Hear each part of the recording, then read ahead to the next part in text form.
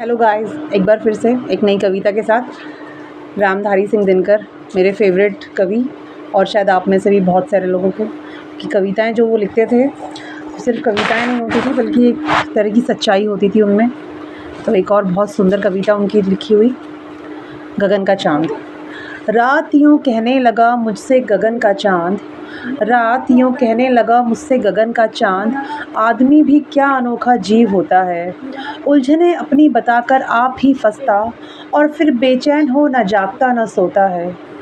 जानता है तू कि मैं कितना पुराना हूँ, मैं चुका हूँ देख मनु को जन्मते मरते, और लाखों बार तुझसे पागलों को भी चांदनी में बैठ सपनों को सही करते।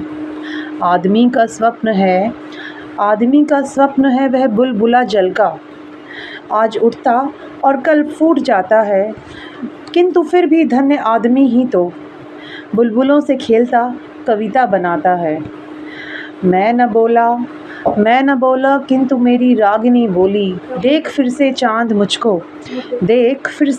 मुझको, जानता है तू स्वप्न मेरे बुलबुलें हैं, है यही पानी, आग को भी क्या नहीं पहचानता है तू। मैं न जो वह स्वप्न केवल सही करते, आग में उसको गला लोहा बनाता हूँ और फिर उस पर नींव रखता हूँ नए घर की, इस तरह से दीवार फौलादी बनाता हूँ। मनु नहीं मनु पुत्र है यह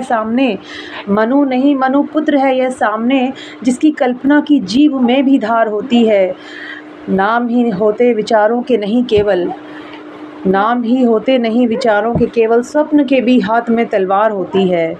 स्वर्ग के सम्राट को जाकर खबर दे, रोज ही आकाश चढ़ते आ रहे हैं वे, रोकिए जैसे बन पड़े इन स्वप्न वालों को, स्वर्ग की ही ओर बढ़ते चले आ रहे हैं वे। इस कविता के बारे में थोड़ा सा बताना चाहूँगी। ये कविता उस समय लिखी थी दिनकर जी ने जिस समय अमेरिका से कुछ जो हमारे एस्ट्रोनॉट्स थे उन्होंने चांद पर कदम रखा था, Neil Armstrong and Yuri Gagarin. तो जब ये खबर पूरे विश्व में फैली थी कि अमेरिका चांद तक पहुंच गया है, उस समय जो लोग थे वो अमेरिकन, इंडियन, ऑस्ट्रेलियन ना होकर मनुष्य बन गए थे, है ना। पूरी धरती एक वसुधैव कुटुंबकम की भावना से भर गई थी।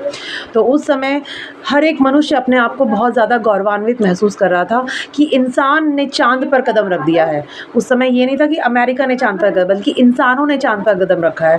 तो इसी भावना को रामधारी सिंह दिनकर जी ने कविता के रूप में लिखा, और जो आज हम सबके सामने बहुत प्यारी एक संवाद, बहुत प्यारी कविता, कुछ सुंदर सी पंक्तियों के साथ में हम सबके सामने। Thank you.